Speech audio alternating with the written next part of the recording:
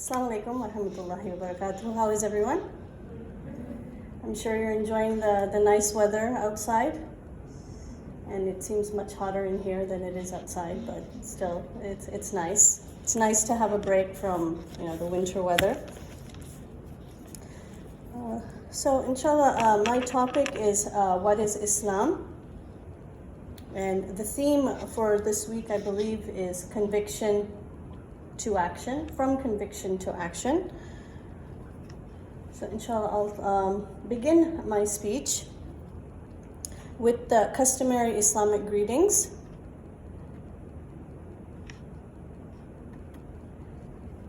So Bismillahir Rahmanir Rahim. In the name of Allah, the Beneficent, the Merciful. Assalamu alaikum wa rahmatullahi wa barakatuhu. May the peace and blessings of Allah be with you. First, I actually would like to thank the organizers for inviting me to this event. I think this is a very positive initiative, especially looking at the climate that the world is seeing around us, and how Islam has always and will always be in the forefront. So explaining the foundations of Islam, having a dialogue about Islam, I believe is always crucial and always very important. So like I mentioned, my topic is what is Islam? Before I come to the definition of what is Islam, I want to go through some key concepts, and then it will make us appreciate the definition even more. So, what is happiness? And how do we attain it? Happiness is defined as an enduring state of mind consisting not only of feelings of joy, contentment, and other positive emotions, but also a sense that one's life is meaningful and valuable.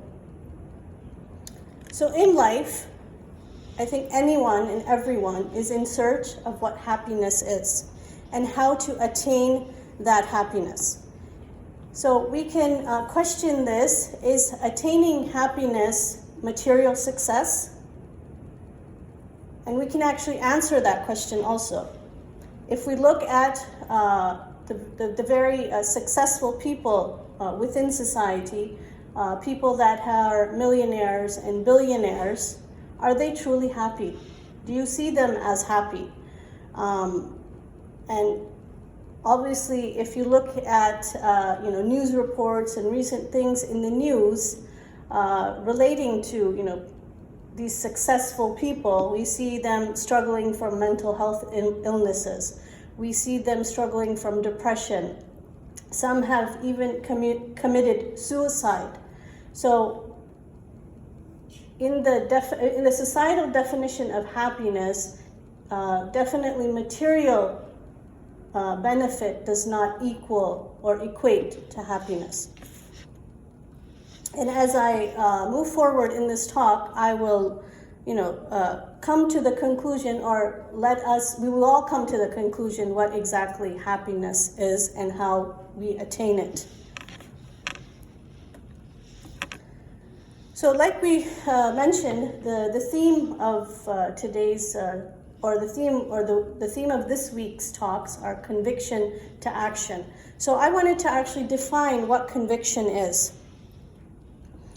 A conviction is a strong belief or opinion. And in Islam, Muslims come to true conviction through the use of their intellect, by careful contemplation and reflection.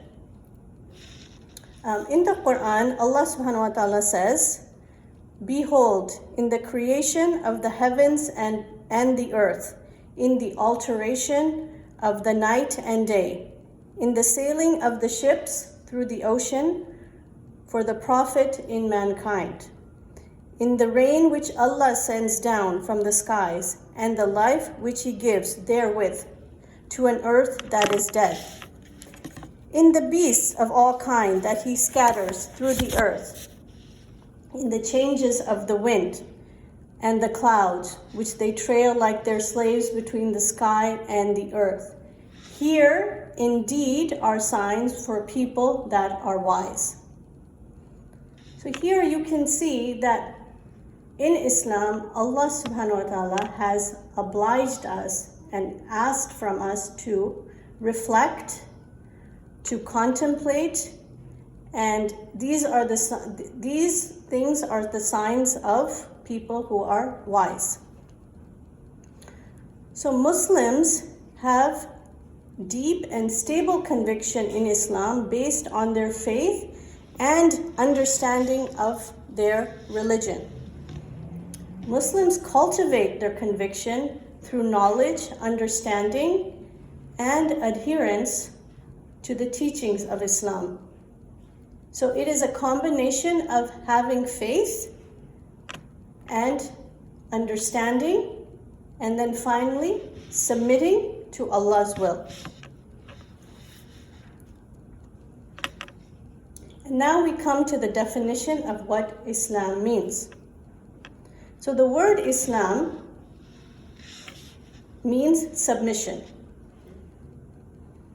And in Islam, a Muslim is someone who submits. And this Muslim must submit with complete conviction in Islam without any doubt. The word Islam, which means submission, can only be truly achieved when we have fully submitted our belief in Islam. So what is this submission? This submission is when we give up our own worldly desires that we base on our own personal views, and we direct them towards what Allah expects from us, or what Allah has guided us to. So this is how we submit. We submit ourselves to the will of Allah. And as I mentioned before, in Islam, we need to use our intellect. So submission is not done through blind following. As I mentioned before, we have to be convinced, right? We have to be convinced in Islam. And how do we convince ourselves in the truthfulness? We define this or understand this through looking at all the rational proofs of how this world was created, why we were created, and what is our purpose in life. Through deep contemplation and reflections, we as Muslims have come to the conclusion that Islam is the truth. We were created by a creator who gave us a handbook on how we live our lives, and He has organized in that handbook on how we go about our affairs. So this is the essence of conviction in Islam, when you put your entire trust in the one that created you. This gives us a sense of humility, peacefulness, and tranquility. And this is the true essence of happiness. When you surrender yourself to the Creator and no longer to the expectations and the norms of the creation. Why? Because the expectations and the norms of the creation constantly change. They constantly, there's always some new trend that is happening. There's always a new, something new that comes up that, you have to have, or you have to be like this. And who is setting those norms and values? The creation, right? So the creation can only it will keep changing because it has no criterion to follow, right? But the Creator has sent us a criterion which is fixed, which is structured, and gives you a feeling, which gives you a feeling of security, gives you a feeling of stability. So you're not walking around the world, around the world haphazardly, searching who to please, how to please, who will appreciate me, who will, accept me. Because as you all know, it is very hard to please the creation, but Allah subhanahu wa ta'ala has made pleasing the Creator very easy. Because He's given us specific guidelines that we need to follow. And if we follow those guidelines, He is pleased with us. So inshallah, we'll start with those guidelines. Actually, the foundations of those guidelines, which are the pillars of Islam. So when we submit our will to Allah, we obey His commands and we stay away from His prohibitions. These commands and prohibitions, we must remember, are given to us by the most merciful and the entirely merciful, the Creator. And the Creator would know His creation the best, right? He, subhanahu wa ta'ala, knows us the best. He has given us a criterion so that, because He knows our nature and He knows what we are capable of and what we are not. So Islam comprises beliefs in the foundations of belief in the 5 pillars of Islam, as well as faith in the unseen, which are called the 6 articles of faith. Inshallah, first we'll go through the 5 pillars. So Islam has 5 basic tenets that all Muslims must adhere to and move from, or base their conviction into action. So, and we call these the pillars in Islam. And we all know what pillars are, right? If we look at a building or a house, we see the pillars are the strength. The pillars are used to build upon. So this is the same role of the pillars in Islam. They give us the stability to stand and be firm and then build upon those pillars. So the first pillar is the Shahada, or the confession of faith. The Shahada in Arabic is La ilaha illallah Muhammadan Rasulullah. It translates to there is no God but Allah, and Muhammad is the messenger of Allah. So for anyone who wishes to become a Muslim, you have to make this declaration of faith. And for us as Muslims, we say this in our prayers 5 times a day, the prayers that we have to pray. And we constantly remind ourselves of this Shahada. And what are the benefits of this Shahada, or the confession of faith? This pillar reminds Muslims of the purpose of their life, which is to worship Allah and Allah alone. It produces a high degree of self-respect and confidence while we still remain humble and modest.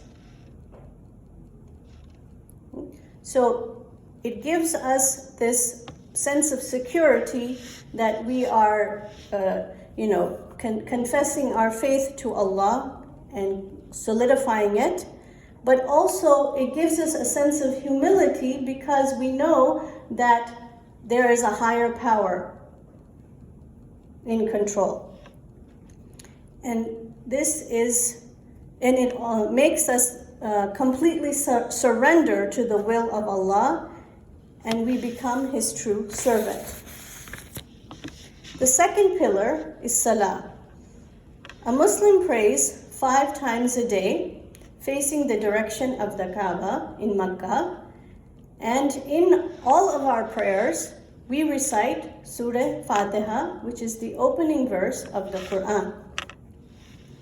Surah Fatiha is a profound expression of monotheism. It is a plea for guidance, and it is an acknowledgement of Allah's sovereignty and mercy. So this is a constant reminder for every Muslim when they pray that we ask for Allah's guidance, we believe in His sovereignty and His mercy. It is actually also a dua, and it is the concise summary of the Islamic worldview. And so what are the benefits of salah and prayer? One is the obvious, that it reminds us and it connects us to Allah subhanahu wa ta'ala.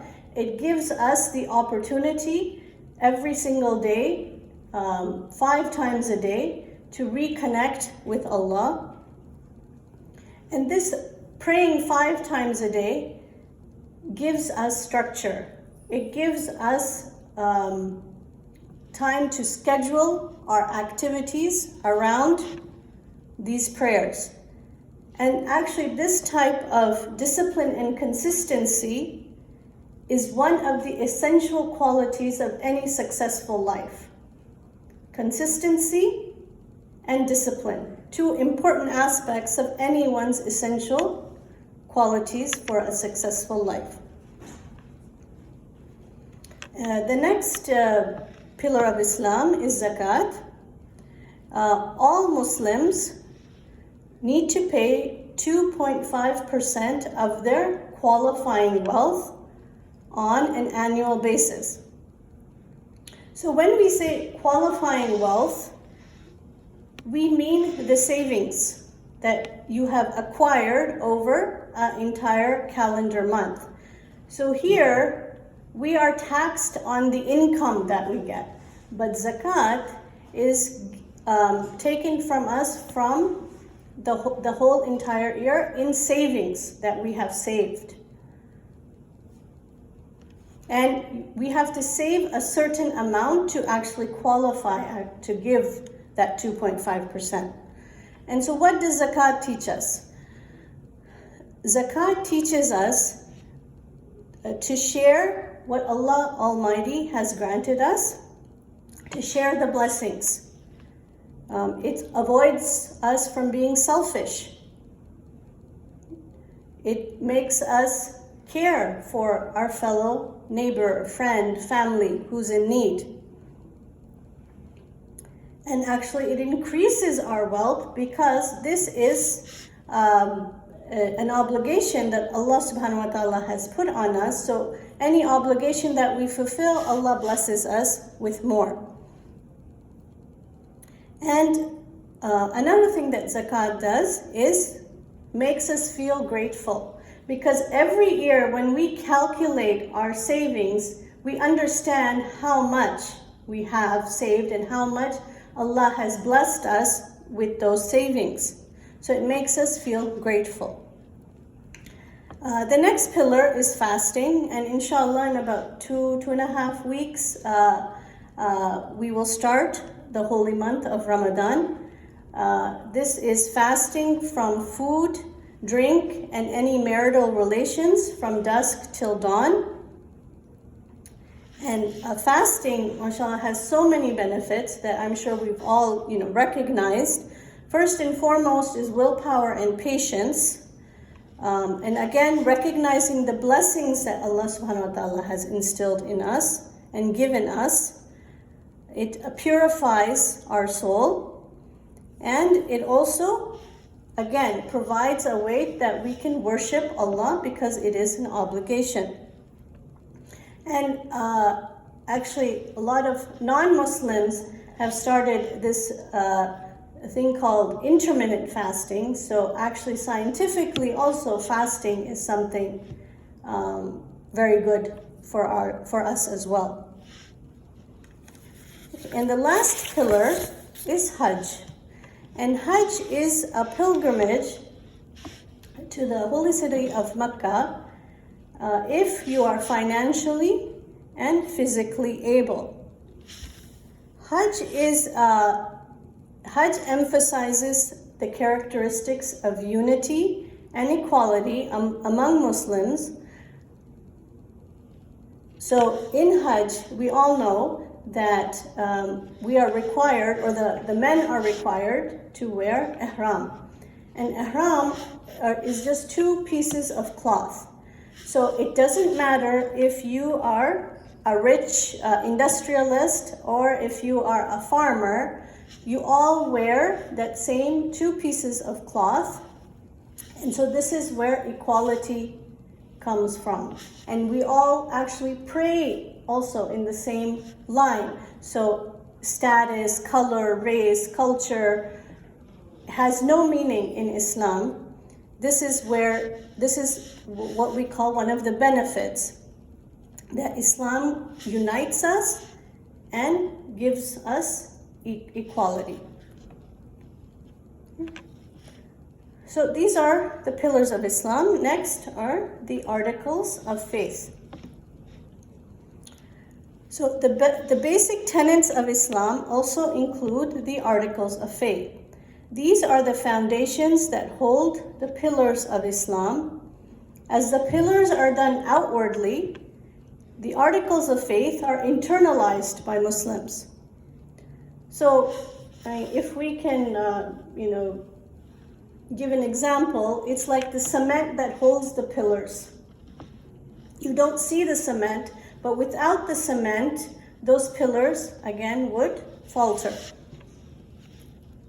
So the first article of faith is the belief in Allah, which is Tawheed. And it has three parts. So it is the unity of lordship. So understanding that He is the creator, the one who gave all things their power to grow, move, and He is the owner of the universe. And then there is the unity of Allah's names and attributes, which are only specific to Allah subhanahu wa ta'ala, and all of these attributes are perfect. Then there is the unity of worship. This means that only Allah is the object who we worship.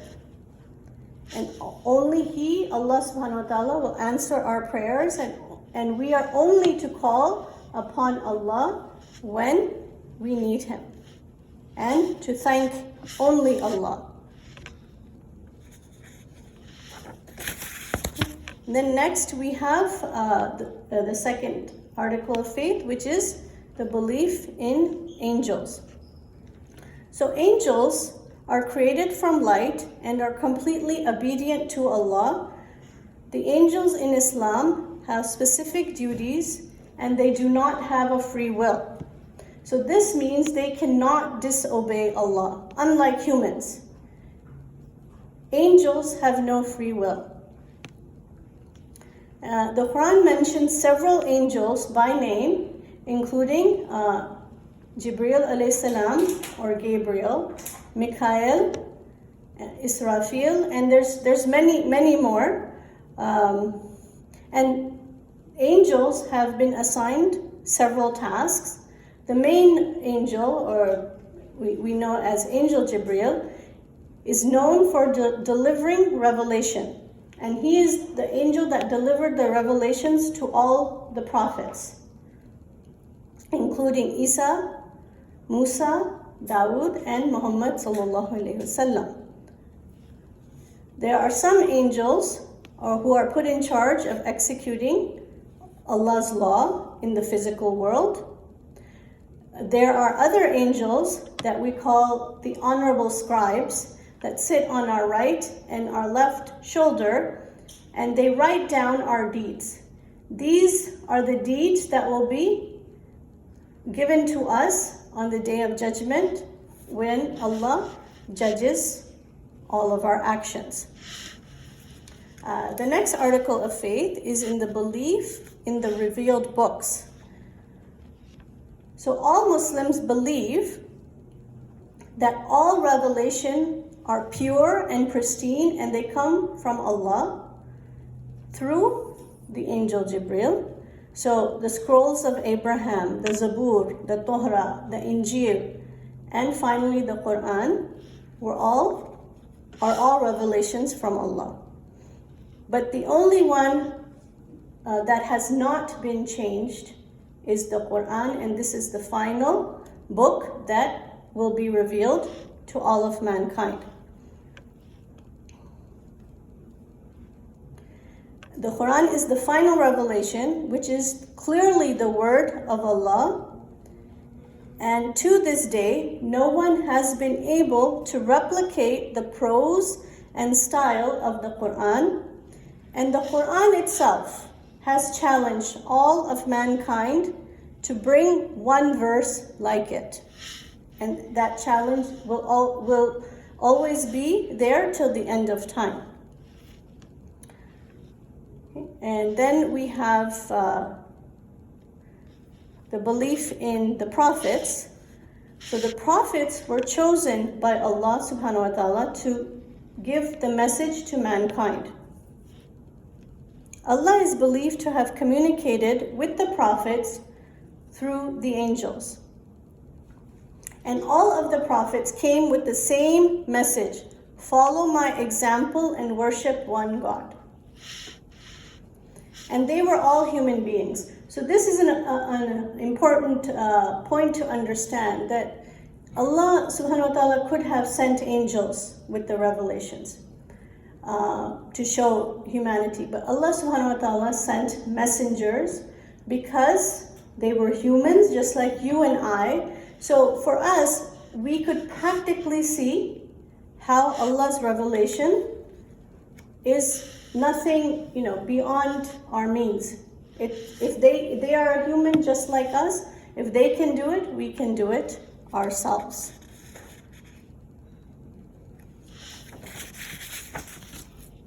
Then we have the belief in the Day of Judgment and the next life. So all Muslims believe this life is a test. They live this life in a way that and understand that this is a test. So how we live it will determine the hereafter, if we go to paradise or if we go to hell. So this means that Muslims were not set loose with their own whims and desires. We were given a set criterion to live our lives in such a way which is beneficial for this life as well and for the hereafter.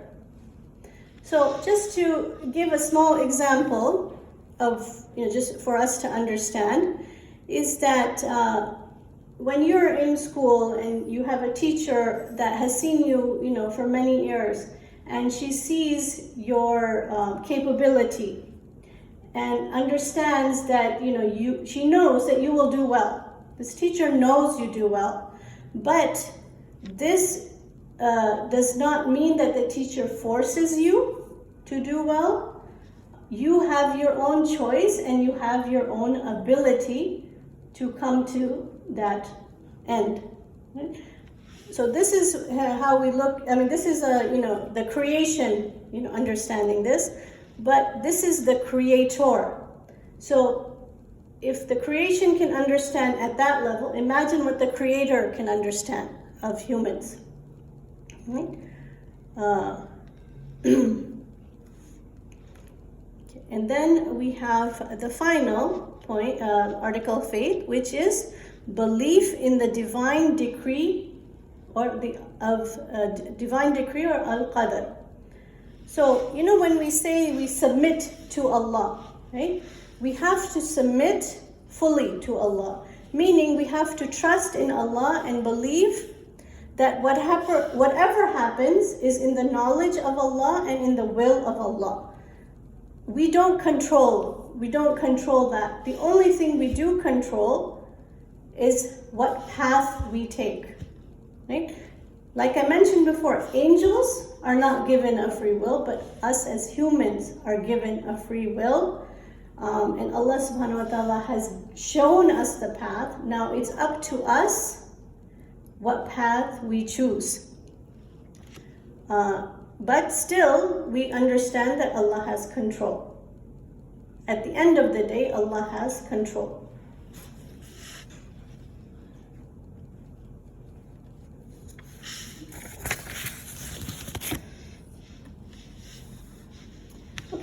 Islamic sources of ruling. So Islam is a deen that was revealed to our Prophet sallallahu alaihi wasallam through angel Jibril from the Creator, Allah subhanahu wa ta'ala. So this means all the ruling and regulations of Islam are from divine sources. The main source is obviously the Quran. The Quran was revealed more than 1400 years ago as a book of guidance and supreme authority in Islam, and nothing above the Holy Quran, and nothing above or after came the Holy Quran. It is the final and the definitive and the authoritative word of Allah and the primary source for all the rules and regulations.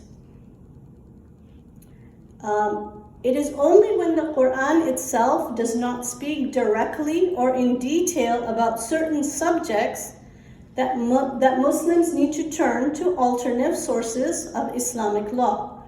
Muslim jurists agree that the Quran in its entirety is not just a legal code, rather its purpose is to lay down a way of life which regulates man's relationship with others and with Allah.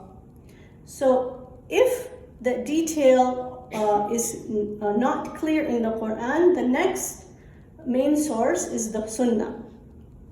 The Sunnah means the way of the Prophet sallallahu alaihi wasallam, and it includes everything he said and he did and he approved of. And we know the Sunnah from the statements called, or the collections called, the Ahadith.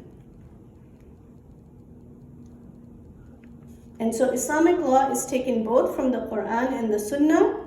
The Sunnah is this, in this sense, both explains the Quran and also gives additional rules and guidelines. And the Quran itself shows us in many places that we have to obey the Prophet sallallahu alaihi wasallam.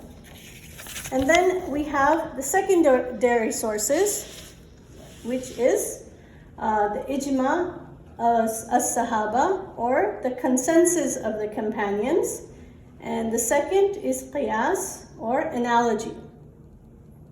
So after the Quran, after the Sunnah, the secondary source is the first is the ijma as-sahaba. This is the consensus of the companions of the Prophet sallallahu alaihi wasallam, because they were the closest to him. Okay? And then we have qiyas, which is analogy, and this is only resorted after the two main sources and the ijma as-sahaba is not specific. Right? When the rules are not specific. And the scholars, therefore, have developed detailed principles of analogical deductions or qiyas or analogies in the books of Islamic jurisprudence. So just for an example, so we know in the Quran it says alcohol is prohibited. But nowadays we have a lot of things that are intoxicants, which are, all the drugs, cocaine, heroin, and all that. So through qiyas, through analogy, we understand that those are also prohibited.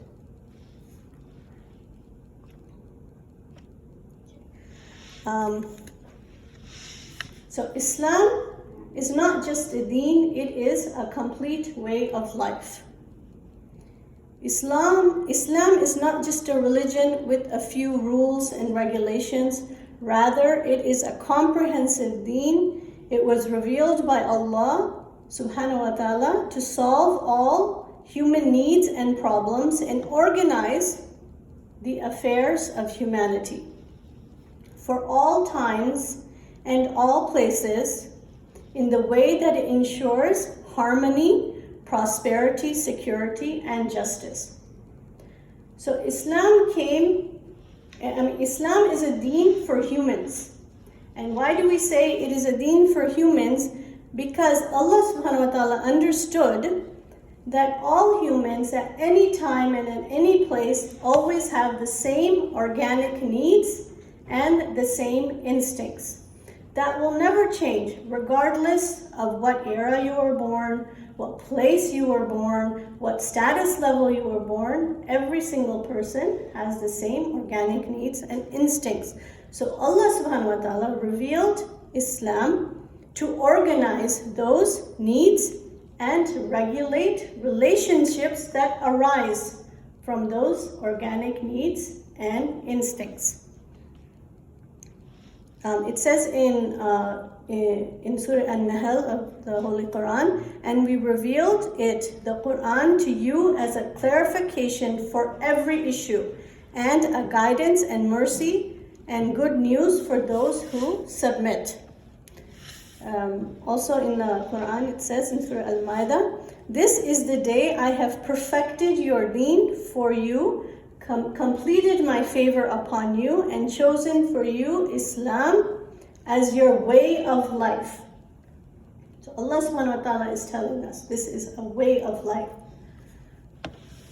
And as we look at the world around us, at the widespread oppression, injustice, corruption, as well as the mountain of spiritual, political, economic, social, family, moral, judicial, and educational crisis afflicting the world around us, from the east to the west, we should look at Islamic values. We should look at Islamic laws and systems.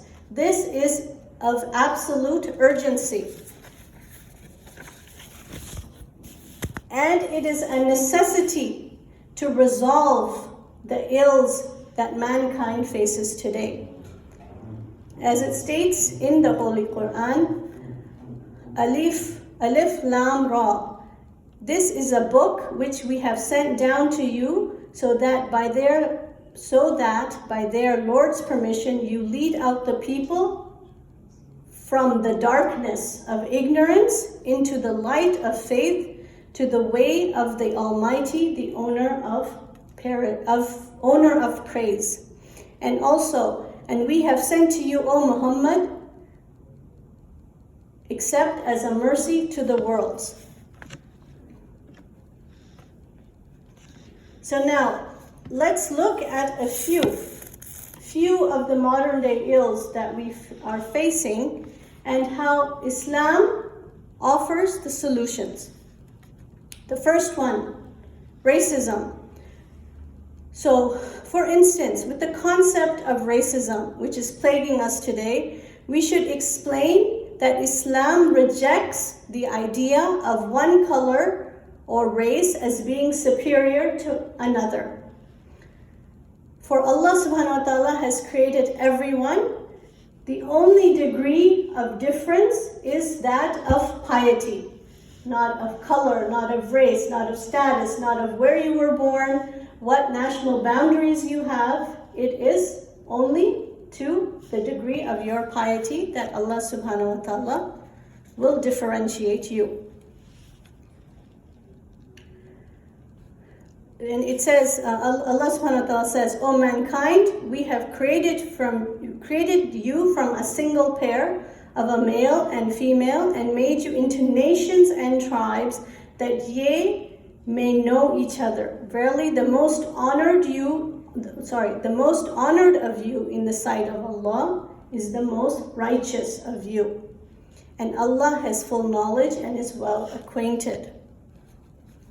And our Prophet ﷺ said, all mankind is from Adam and Eve. An Arab has no superiority over a non-Arab, nor a non-Arab has a superiority over an Arab. Also, a white has no superiority over a black, nor a black has any superiority over white, except by piety and good action. Furthermore, Islam rejects bonding people on the basis of color, race, ethnicity, tribe, or nationality, which are all potentials to incite racism or hatred towards others from different places. Rather, it establishes that Islam has the only basis, it established that Islam is the only basis that Muslims should be bonded upon.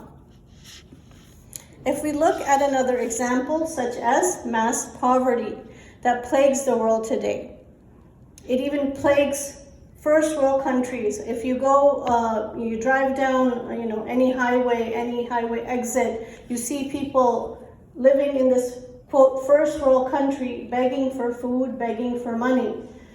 So it is widespread. It's not a third world country problem. It is a whole entire problem of it plagues the whole world. So Islam obliges us to fulfill the basic needs of food, clothing and shelter, education and healthcare. This is in the accordance of the hadith of the Prophet ﷺ. The son of a man has no better right than that he would have a house wherein he may live, a piece of cloth which he can hide his nakedness, and a piece of bread and some water. These are essential rights, basic rights that are given to us in Islam. However, we can also illustrate how the Islamic economic laws and systems would practically achieve this objective of eradicating poverty and ensuring prosperous lives by tackling the massive inequality of wealth that exists within societies today. I believe they did a study of the world's wealthiest people. So I think about 2% or 3% of the population is more wealthy than the rest of the 97%, 96% of the population. They hold that much amount of wealth that they can, feed countries over and over. But in Islam, there is no hoarding of wealth. No one is allowed to, concentrate their wealth in the hands of the few, while making the rest of the masses poor. Rather, Islamic laws ensure the effective distribution of wealth amongst the people. For instance, it prohibits privatization of valuable resources such as gas, coal, electricity, and water, so that all are able to enjoy these basic benefits. Islam can solve many other social problems facing societies today, such as broken families, the neglect of children and the elderly. SubhanAllah, I think we can all recall during COVID when in the senior homes, the elderly were dying alone. Right? They were dying by themselves. So this is something definitely that is not in Islam. We take care and we respect our parents and our elders, and we take care of them how they took care of us when we were young. Islam also prohibits the violence and the exploitation of girls and women, and also The breakdown of the family unit is also the direct result of the objectification of women and the relationships that are outside of marriage, the immorality that we see today. Islam rejects personal and any type of sexual freedoms which cause relationships outside of marriage, broken families, crimes against the honor of women. It also prohibits the objectification and exploitation of women for any purpose which cheapens their status. Rather, it demands that men and society view and treat women with the utmost respect always. And finally, Islam contains the comprehensive framework for social laws, such as prescribing a specific dress code for both women and men. So these laws regulate the relationship between men and women to ensure their cooperation in society and that their interaction is always pure, dignified, and productive, while it minimizes social and moral problems, including the violence against women. So this will enable them to study, work, travel, engage in other activities in society with a safe environment. And Islamic laws also direct the fulfillment of the relations of men and women to marriage and marriage alone. And this is how the family unit will stay intact. So these are just a few of the solutions that Islam offers to the modern day ills that we see today. So inshallah, this concludes my talk. I do have a conclusion, but I believe we want to do question and answers.